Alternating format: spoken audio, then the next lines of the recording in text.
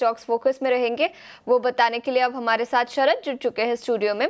शरद, हाय, good morning. बहुत सारी news तो नहीं है आज सुबह, लेकिन खबरों के दम पर कौन से स्टॉक्स फोकस में रहेंगे?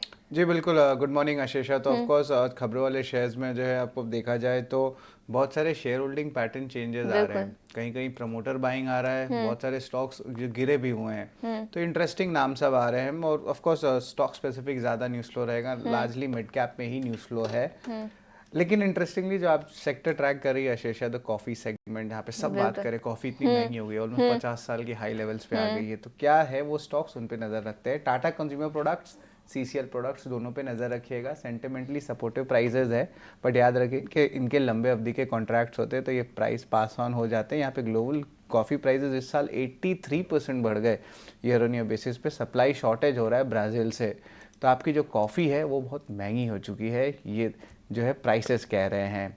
यूपीएल की बात करें तो यहाँ पे interestingly ICICI prudential mutual fund ने जो है लगभग 5 लाख शेयर्स की एक्विजिशन की है, और पिछले 2 से 3 सेशन में प्रमोटर्स भी ये जो है स्टेक बढ़ा रहे हैं अपना इस स्टॉक को लेके। स्टॉक में भारी गिरावट भी आई, और ऑफ कोर्स देखा जाए तो इन्होंने अपनी जो गाइडेंस कट्स किए हैं अक्रॉस द सेगमेंट्स, तो यहाँ पे थोड़ी सी मूवमेंट स्टॉक्स में देखने मिल रही है। एशियन पेंट्स के बारे में बात करें तो एलआईसी ने अपनी स्टेक बढ़ा दी है।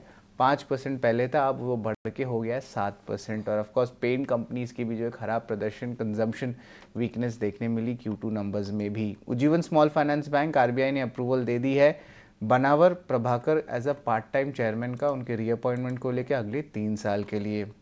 इंडियन ओवरसीज़ बैंक के लिए भी एक सेंटिमेंटली पॉजिटिव न्यूज़ फ्लो है। एक टैक्स रिफंड था असेसमेंट ईयर 2016 का, वहाँ पे इनको लगभग 1400 करोड़ जो है वापसी मिलेगी।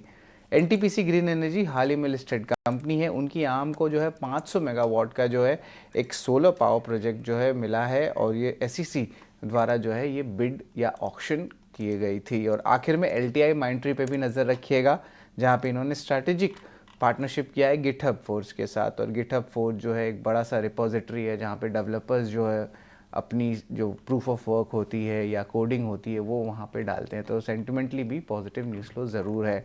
तो ज़्यादा तो न्यूज़ फ्लो नहीं है, बट यही कुछ इंपॉर्टेंट न्यूज़ फ्लो है जहाँ पे आपकी नज़र होनी चाहिए आज। बिल्कुल, तो ये कुछ स्टॉक्स जो खबरों के दम पर आज फोकस में रहेंगे। शरद, शुक्रिया पूरी डिटेल्स के साथ हमारे साथ जुड़ने के लिए। आगे बढ़ते हैं और ब्रोकरेज रिपोर्ट से क्या निकल कर आया है उस पर नजर डालेंगे। सबसे पहले आईटी सेक्टर पर कई सारे कंपनियों की ब्रोकरेज रिपोर्ट्स आई है, इन्फोसिस और विप्रो। सबसे पहले इन्फोसिस पर नजर डालेंगे, जहां पर एक्सिस कैपिटल की रिपोर्ट है। उन्होंने इन्फोसिस को अपग्रेड किया है, एड की रेटिंग दी है, और लक्ष्य अब 2050 रुपए प्रति शेयर का दिया है। उनका मानना है कि टियर 1 ग्रोथ कंटिन्यू होता हुआ नजर आएगा FY26 में। मार्जिन्स में भी स्टेबिलिटी दिखी है पिछले कुछ क्वार्टर से, जो कंटिन्यू होती हुई नजर आ सकती है अगले साल भी। और इसी के चलते उन्होंने अपने प्राइस टू अर्निंग्स रेशियो भी बढ़ा दिए है, और टारगेट प्राइस बढ़ाकर 2050 रुपए प्रति शेयर का किया है। तो एक्सिस कैपिटल की इस रिपोर्ट और अपग्रेड के चलते इन्फोसिस पर अपनी नजर रखें। इन्वेस्टेक की रिपोर्ट आई है विप्रो पर, जहां उन्होंने सेल की रेटिंग बरकरार रखी है और 290 रुपए प्रति शेयर का लक्ष्य दिया है। उनका मानना है कि कैपिटल एलोकेशन और शेयर होल्डर पेआउट्स में इंप्रूवमेंट दिखाई देगा अगले कुछ क्वार्टर्स तक। स्टॉक में ज़्यादा कुछ डाउनसाइड तो नहीं दिखेगा। विप्रो के पास $6.1 बिलियन की कैश पोजीशन है, लेकिन फिर भी उन्होंने बिकवाली की राय बरकरार रखी है और 290 रुपए प्रति शेयर का लक्ष्य विप्रो पर दिया है। तो इन्फोसिस और विप्रो दोनों ही स्टॉक्स आईटी सेक्टर से ब्रोकरेज रिपोर्ट्स के दम पर फोकस में रहेंगे। इसके अलावा एवेन्यू सुपरमार्ट यानी डी मार्ट, जहां पर गोल्डमैन सैक्स की रिपोर्ट है, बिकवाली की राय बरकरार, 3,425 रुपए प्रति शेयर का लक्ष्य। उनका मानना है कि डी मार्ट जो कंपटीशन फेस कर रहा है उसमें प्रेशर बढ़ता हुआ नजर आ रहा है। याद रखें, कई सारे क्विक कॉमर्स प्लेयर्स अब मार्केट में आ चुके हैं और कंपटीशन स्पेस में बढ़ रही है, और उसका नेगेटिव इम्पैक्ट डी मार्ट जैसे ब्रिक एंड मॉर्टल जैसे प्लेयर्स को दिखाई देगा। उन्होंने अर्निंग्स एस्टिमेट्स घटाए हैं FY25, 26 और 27 के करीब 4 से 6% तक। तो कंपटीशन का नेगेटिव इम्पैक्ट, जिसके चलते एवेन्यू सुपरमार्ट पर अपनी नजर रखे गोल्डमैन सैक्स ने बिकवाली की राय बरकरार रखी है।